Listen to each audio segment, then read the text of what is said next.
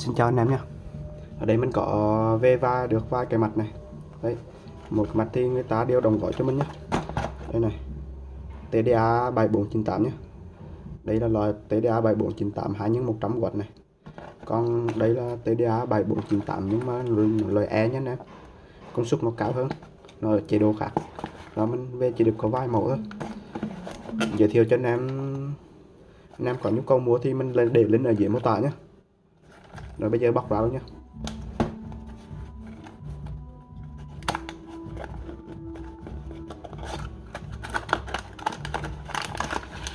Rồi, đây là loại đầu tiên nhé.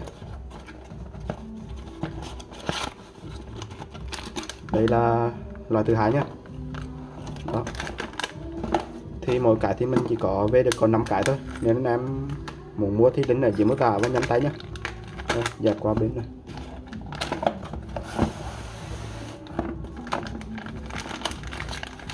Rồi, thì những cái này nó đóng gói thì nó để ở trong bọc này thôi nhé. Khi mình lấy ra kiểm tra thì thấy nó đã cắt hết rồi nhé. Có lẽ nó đóng gói nó chưa may lại bên này mà. Cái này nó cũng thế. Đó.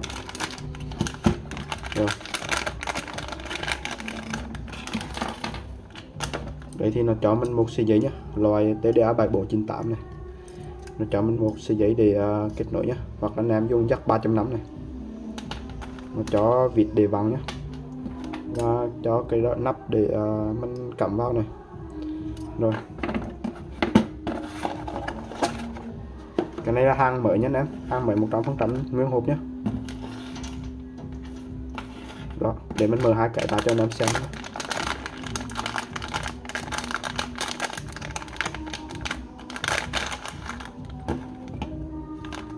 Rồi riêng ở bên này thì nó chỉ có vịt và cái nấm để văng vào này, và nó không có sợi dây này nha anh em.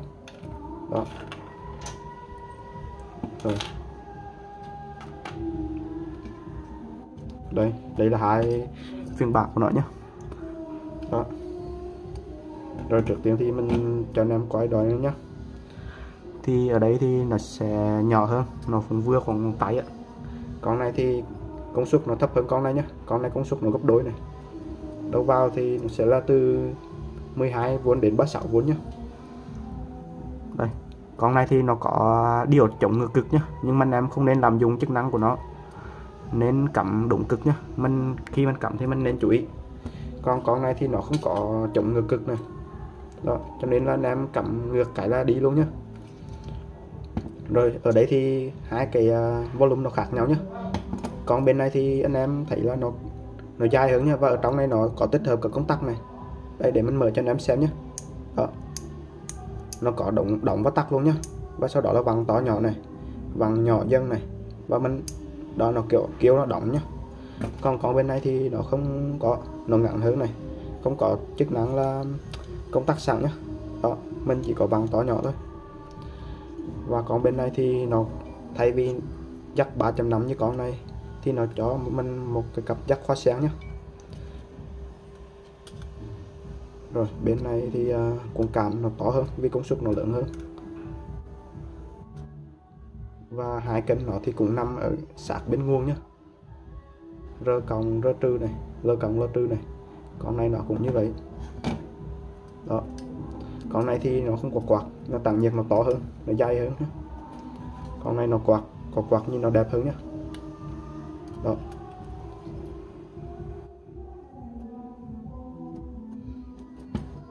Rồi bây giờ mình sẽ cắm tín hiệu vào, mình test tín hiệu đâu ra cho anh em xem nhé.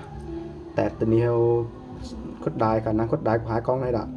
Ở đây thì nó có thêm một cái 4 cái jack này, để mình phóng to lên nhé. Đây, nó có là 4 đường để mình lựa chọn nhé.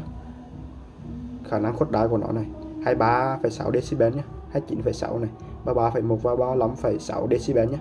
Anh em cắm chọn ở cái mức cuối cùng thì khả năng khuếch đại nó sẽ cao hơn nhé. Đó, cái này ở đây mặc định người ta đã chọn sẵn 35,6 đây này. Còn bên này thì đây nó cũng như vậy nhé. Ở đây nó không ký hiệu nhưng mà nó cũng như vậy, nó đã chọn sẵn đây nữa này. Nếu anh em muốn nó nhỏ hơn thì mình chọn lên. Đó, Cái này thì điện áp đầu vào thì mình sẽ là từ 12 đến 36V nhá. Cái này cũng như vậy, 12 đến 36V này. Rồi bây giờ mình sẽ cắm tín hiệu vào, mình test tín hiệu cho anh em xem nhé. Sau đó mình sẽ cho nó vào loa. Rồi ok, mình đã cắm vào rồi nha anh em. Ở đây mình cho nó boost áp lên thành 24V này. Cái này thì anh em nên cho nó chạy khoảng 30V. Ở đây mình có một cái máy hình sóng này và một cái để mình cho tín hiệu vào nhé, để xem tín hiệu đâu ra như nào nhé. Rồi ở đây là mình đang cho nó 100Hz nhé. Đó. Và cái máy hình sóng này nó hơi sáng. Rồi mình cho cái này thì đang bật hết mức nha. Đó. Rồi thì cái này thì anh em để ý là nó có cái tích hợp công tắc sẵn ở trên volume, cho nên mình khi mà mình vặn hết mức này đấy, mình tắt thì đèn nó sẽ ngắt luôn nhé. Đang nó giang tù, nó đang xả tù này. Đấy, anh em thấy mình bật lên là đèn nó sáng lên lại này. Đấy. Đó, rồi sau đó mình điều chỉnh nhé. Rồi bây giờ mình cho 100Hz nó chạy luôn nhé. Đó. Thì anh em thấy là mình mới vặn nhỏ này. Bây giờ phóng to lên nhé. Đây. Vặn to lên này. Đó. Đó, thì cho nên mình mới dùng ngang 24V cho nên là nó không thể vượt lên được. Anh em dùng 30V thì nó sẽ cái đỉnh nó sẽ kéo lên được nhé. Nó tới hàng của nó rồi. Anh em dùng nguồn cao thì nó sẽ kéo lên được. Đó. Đây là 100Hz nha anh em. 100Hz thì hình sinh nó vẫn rất là mượt nhá. Cái mức này là tiền bát đấy.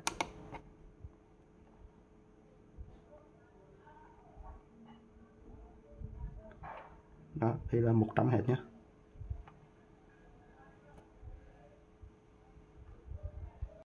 Rồi tiếp theo là mình sẽ cho nó chạy 500Hz nha anh em. Đó, 500Hz này thì nó sẽ chạy ra được nhé. Đó, hình sinh nó vẫn đang rất là đẹp nhé. Và đây là 1000Hz nhé. Đó, bắt đầu tần số nó không cao thì biên độ nó còn giảm này. Mình chỉnh lên chút nhé. Đó, rồi đây là tần số 1000Hz, vẫn đang đẹp, chưa nó có bị méo nhé. Rồi và đây là 3000Hz anh em. Đó, mình cho cái biên độ nó giảm xuống chút. Đó, nó vẫn đang lên xin nhá, giảm xuống này. Đó, đang lên xin nhá. Đó, và đây là đang 7000Hz nha anh em. Tín hiệu 7000Hz thì nó vẫn đang hình sinh rất là đẹp nhé, chưa có dấu hiệu nó bị méo gì cả này. Tiếp theo là 16000Hz nha anh em.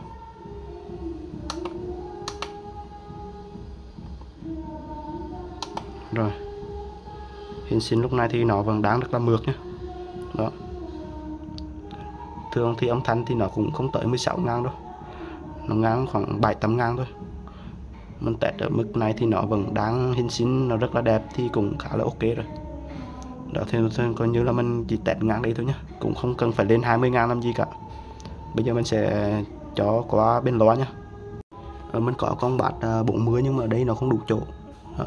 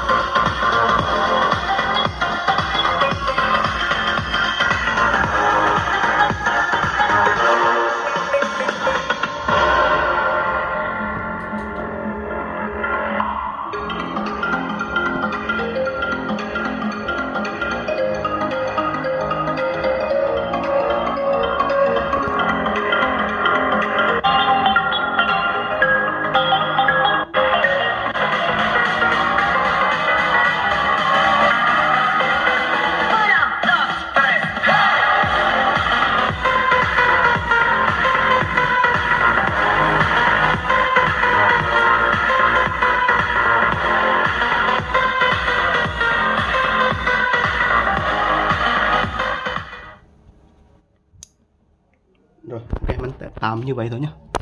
Mình quên nói với anh em là ở đây là con này thì nó có thêm cái chức năng là chống chạm chập khi mà hai cái đầu loa nên nó chạm vào nhau nhá. Đó thì mình cũng không nên là tận dụng, mình cũng không nên là làm dùng cái chức năng đó làm gì cả, cũng không đảm bảo được. Còn anh em cắm thì nhớ cắm đúng cực nhá, nó có bảo vệ nhưng mà cũng chưa chắc đâu. Đó thì con này thì chắc chắn nó chịu không nổi rồi, mình test tạm như vậy thôi nhá. Rồi thì mình sẽ chuyển qua con này nhá. Video có khả năng nó hơi dài nữa. Con này nó cũng có thêm một cái đặc điểm nữa là nó sẽ chống được cái hiện tượng là bị bụp loa nhá anh em, nó sẽ không bị bụp loa nhá. Rồi tiếp theo thì mình sẽ test con này nhá. Con này thì mới cắm vào thì nó đen này, không có công tắc nhá. Mình lấy tạm cái dây bên kia bỏ qua luôn nhá. Và con này thì lúc nãy mình nói nhầm nhá, ở đây do mình không thấy con diode ở ngoài này cho nên mình nói không có ngược cực, chống ngược cực, nhưng thực ra là nó có chống ngược cực nha anh em. Mấy con diode chống ngược cực nó bỏ ở cái dây ở đây này. Đó thì con này khả năng là nhiệt độ cao thì nó mới cháy quạt nhá, mới cắm vào thì nó chưa cháy này. Mình vẫn tiếp tục là test như lúc nãy nhá. Đó thì đầu tiên là 100 Hz nhá, ấm bát này. Đó rồi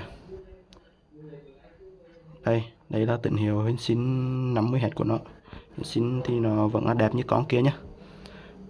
Đây mình cho nó khuếch đại lên thử này, mình vẫn đang dùng 24V nhá. Đó con này thì khả năng khuếch đại nó mạnh hơn này.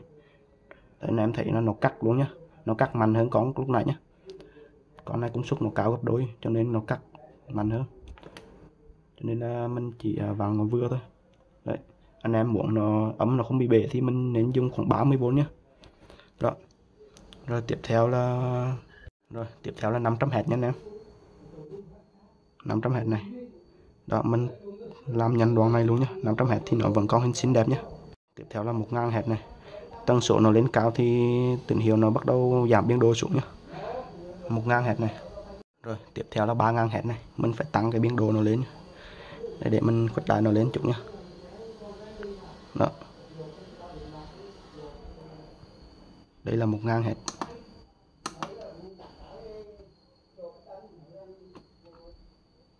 Đó hình xin nhá. Đó hình xin đang được mượt này. Rồi đây là đang là 7000 Hz nha anh em. Đó hình xin. Rồi tiếp theo là 16.000 nhá.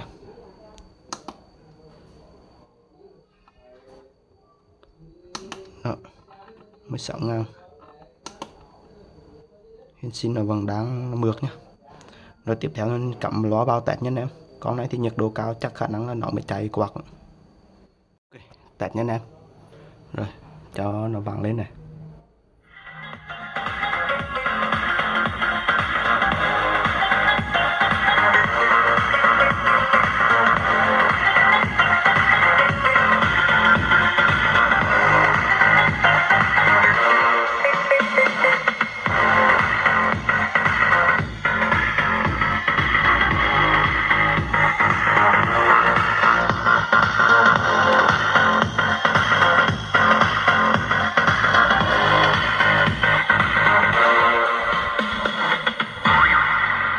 As perfect even me.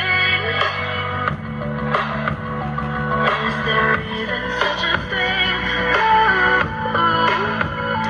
Can we switch up all the rules and imagine a utopia? Darling, I'm just so fed up with these expectations. They weigh me down. My heart is begging me to get the hell out.